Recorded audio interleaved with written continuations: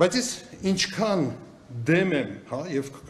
ինչքան կողմ եմ, որպեսզի կոռուպցիայի արդյունքում ձեռք բերված գույքը բռնագանձվի, ես նույնքան դեմ եմ, որ հիմքում դրվի բացարձակապես այլ պոպուլիստական գաղափար, որ եթե ինչ-որ մեկը հարուստ է, ապա դա նշանակում է, որ նա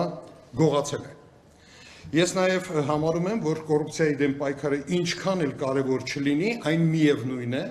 չի կարող հիմք հանդիսանալ, որպեսզի խախտվեն սահմանադրական հիմնարար իրավունքները։ Նախքան առաջանցնելը կուզենայի երկու խոսքով հիշեցնել օրենքի էությունը, որտեղ օրենքը ունի երկու հռչակված նպատակ։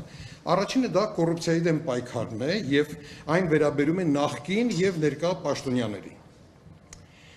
Երկրորդ հռչակված նպատակը, սրանք խնդրում եմ ուշադրություն դարձնել, որովհետեւ սրանք շատ տարբերվող նպատակներ են։ Երկրորդ նպատակը դա ընդհանուր հանցավորության դեմ պայքարն է, որը վերաբերում է անձանց, որոնք օրենքով սահմանված որոշակի ցանկից հանցագործություններ են կատարել, եւ այս դեպքում բացարձակապես էական չէ, այդ մարդիկ պաշտոնյա եղել են, չեն եղել, զբաղեցնում են ներկայումս պաշտոն կամ չեն զբաղեցնում։ Ընդ որում երկրորդ պարագայում հանցավորության դեմ պայքարի պարագայում օրենքը որևէ պահանջ չի դնում, որ հանցագործությունը պետք է դատարանի կողմից հաստատված լինի։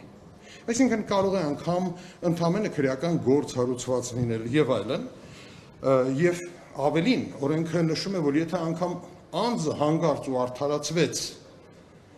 եւ համարվեց, որ նա հանցագործությունը չի կատարել, բռնագանձման վարույթը միևնույն է պետք է շարունակվի։ Տարօրինակ է, բայց օրենքը պարունակում է նաեւ այդպիսի դրույթ։ Ուսումնասիրության շրջանակն է բավականին լայն, այն ընդգրկում է 1991 թվականի սեպտեմբերից սկսած ձեռք բերված գույքը, եւ օրենքը պարունակում էր դրույթ, որ դա որևէ կապ չունի, արդյոք դա ձեռք է բերվել պաշտոն զբաղեցնելուց առաջ, հետո հանցագործության հետ որևէ կապ ունի, թե ոչ։ Եվ եթե անձը չկարողանար ներկայացնել բավարար ապացույցներ, որ այդ գույքը նա ձեռք է բերել օրինական եկամուտներով, ապա այդ գույքը պետք է բռնագանձվեր։ Այժմ ուզում եմ անդրադառնալ սահմանադրական դատարանի որոշման դրական կողմերին։ Առաջինը, դատարանը հաստատեց մի պարզ եւ շատ տրամաբանական ճշմարտություն, որ հանցավորության դեմ պայքարում բռնագանձվող գույքը պետք է կապ ունենա հանցագործության հետ։ Ես կապ բառը ասելուց ավելի երևի ճշգրիտ ձևակերպում կուզենայի օգտագործել, որպեսզի չդառնա այն քննարկման առարկա ավելորդ։ Դատարանը նշել է, որ այն պետք է որոշակի որոշ հավաստիությամբ ցույց տրվի, որ կապ ունի այդ հանցագործության հետ։ Պետք չի միանշանակ դա ցույց տալ, բայց այնուամենայնիվ այն տրամաբանական կապ պետք է ունենա այդ հանցագործության հետ։ Բառացի, եթե մեջ բերեմ սահմանադրական դատարանի ասածը, դա հետևյալն է։ Բռնագանձման ենթակա է այն գույքը, որը կապ ունի համապատասխան հանցանքի հետ։ Սա բառացի ձևակերպումն է սահմանադրական դատարանի։ Ասեմ, որ սա նորություն չէ, իրավաբանական նոր միտք չէ։ Այն դեռևս Տոդորովի գործով 2021 թվականի Մարդու իրավունքների եվրոպական դատարանի այդ գործով ամրագրված է եղել որպես շատ հստակ սկզբունք, եւ մենք այդ սկզբունքը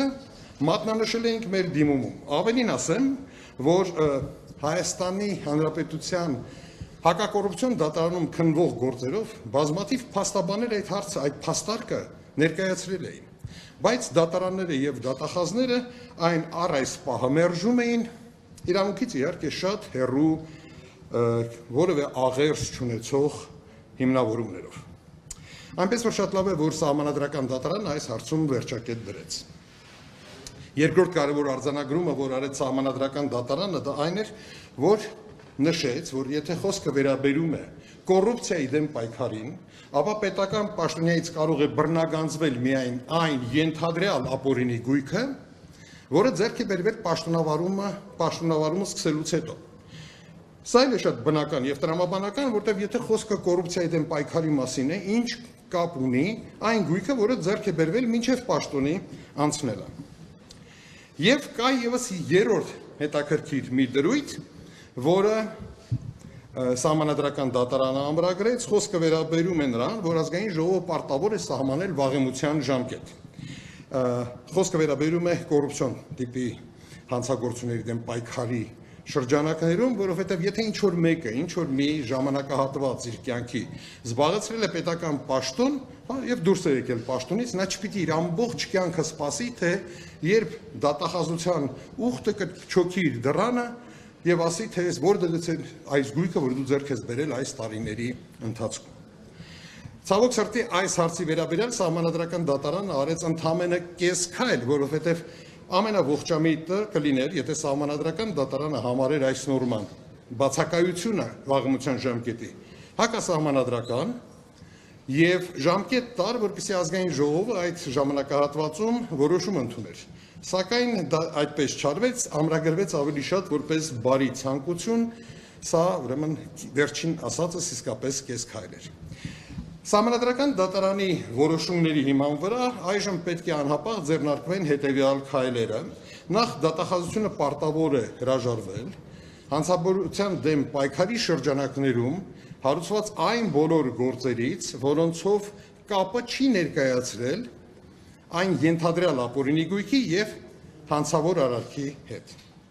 Առավել ևս դատախազությունը պարտավոր է անհապաղ հրաժարվել բոլոր այն գործերից, որոնցով անձինք արդարացվել են։ Իսկ ինչ վերաբերում է կոռուպցիայի դեմ պայքարի շրջանակներում հարուցված գործերի, ապա այդ գործերի շրջանակներում դատախազությունը պետք է վերահաշվարկ կատարի եւ հրաժարվի այն գույքերի բռնագանձման պահանջից, որոնք ձեռք են բերվել մինչեւ պաշտոն զբաղեցնելը։ Ցավոք սրտի այսքանով ավարտվում է Սահմանադրական դատարանի որոշման դրական կողմերը